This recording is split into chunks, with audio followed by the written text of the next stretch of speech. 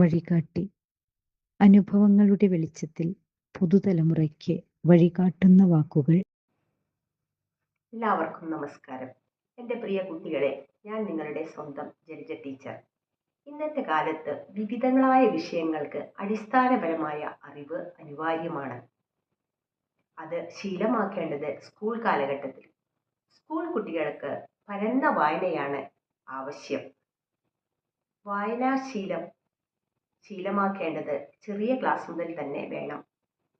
വായിച്ചതിൻ്റെ പ്രസക്ത ഭാഗങ്ങൾ കുറിപ്പുകൾ എഴുതി സൂക്ഷിച്ചു വെക്കേണ്ടതും അത് ഇടയ്ക്കിടയ്ക്കെടുത്ത് വായിക്കേണ്ടതും ശീലമാക്കണം.